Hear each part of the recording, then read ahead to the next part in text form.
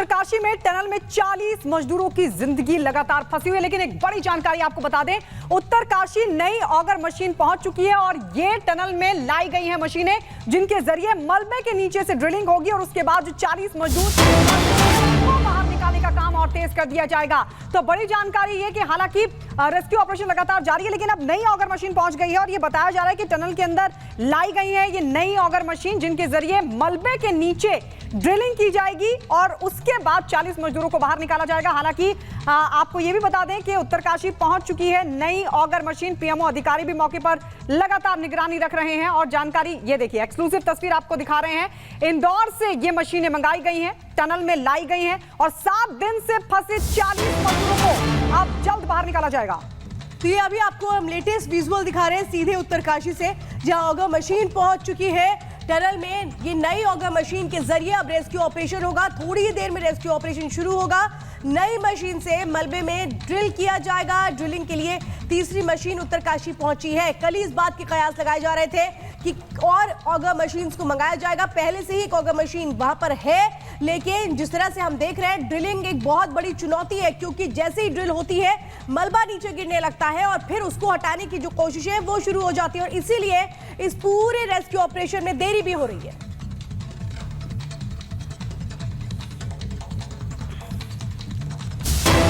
एक और जानकारी, सीएम धामी ने की है समीक्षा बैठक, अधिकारियों से लिया है रेस्क्यू का अपडेट, अधिकारियों को दिए जरूरी दिशा निर्देश। पीएम मोदी भी लगातार अपडेट ले रहे हैं। टनल में रेस्क्यू ऑपरेशन का 7वां दिन है और ऐसे में 40 मजदूरों के फंसे होने की आशंका व्यक्त की जा रही है। लेकिन आपको बता दें, कुछ सूत्र ऐसी भी जानकारी दे रहे हैं कि 300 से 400 वर्कर जो हैं वो साइट पर काम कर रहे थे 2 अलग-अलग शिफ्ट में। तो ये माना जा रहा है कि 40 मजदूरों से ज्यादा की संख्या टनल के भीतर हो सकती है, जो अभी भी लगातार फंसे हुए हैं। ग्राउंड जीरो पर हम चलेंगे, हमारी सहयोगी सृष्टि लगातार बनी हुई है। सृष्टि, क्या जानकारी है, कितना और वक्त लग सकता है, किस तरह की मशीनों का इस्तेमाल किया जा रहा है और क्या ऐसी भी कुछ सूत्र बता रहे हैं कि 40 से ज्यादा मजदूर अंदर फंसे हो सकते हैं?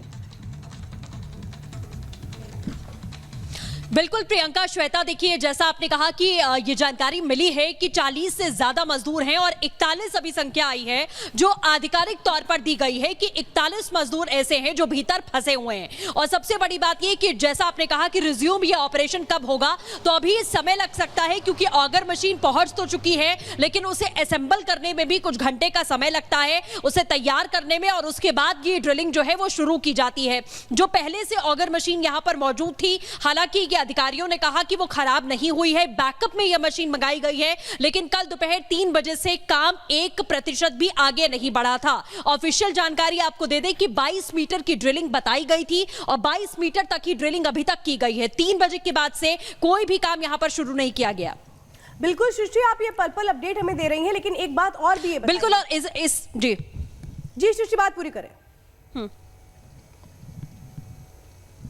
बिल्कुल, और श्वेता देखिए जिस तरीके की अभी परिस्थितियां देखने को मिल रही हैं यहाँ पर ग्राउंड पर, सबसे बड़ी बात यह है कि वो टनल अंडर कंस्ट्रक्शन पहले से ही थी और वहां पर ये जानकारी है कि दरारें पड़ चुकी हैं। जैसे जैसे ड्रिल हो रही है, चूंकि वो पूरी तरीके से कंस्ट्रक्टेड नहीं थी, वो ऑलरेडी बहुत कमजोर थी और अब टनल में दरारें आ गई हैं, तो कोई बड़ा हादसा दूसरे तरीके का ना हो जाए, इसीलिए बहुत ही जो धीरे धीरे स्टेप्स हैं वो यहाँ पर उठाए जा रहे हैं। कई सारे रोड मैप्स बनाए गए हैं, अलग अलग पैटर्न के जरिए कोशिश की जा रही है और कोई रास्ता भी देखा जा रहा है कि क्या ड्रिलिंग के अलावा और भी कोई रास्ता है, क्योंकि ऑगर मशीन के काम करने का पैटर्न यही है कि वो मलबे में ड्रिल करेगी, उसके बाद पाइप्स जो अंदर डाली गई हैं उन पाइप के माध्यम से मजदूरों को बाहर निकाला जाएगा। लेकिन वहां पर अंदर ऐसा जानकारी मिल रही है कि मोटी चट्टाने हैं, रॉड्स हैं, सरिया है, मोटे मोटे जो कंस्ट्रक्शन में इस्तेमाल किए गए थे, जिसकी वजह से जो ऑगर मशीन है वो सही तरीके से काम नहीं कर पा रही है। हालांकि ऑफिशियली बताया नहीं गया कि मशीन खराब हुई है या नहीं, लेकिन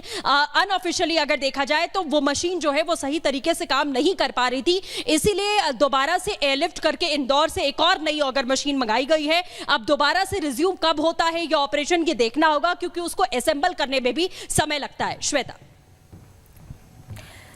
बिल्कुल, सृष्टि वहां से लगातार तस्वीरें भी दिखा रही है सृष्टि, लेकिन पूरा देश अब नजरें लगाकर देख रहा है कि आखिरकार कब इन सभी मजदूरों को बचा लिया जाएगा। अभी कितने घंटे और लग सकते हैं? अब नई ऑगर मशीन पहुंची है, आप बता रही हैं कि अब कुछ ही देर बाद एक बार फिर से ऑपरेशन को शुरू किया जाएगा। कितना वक्त और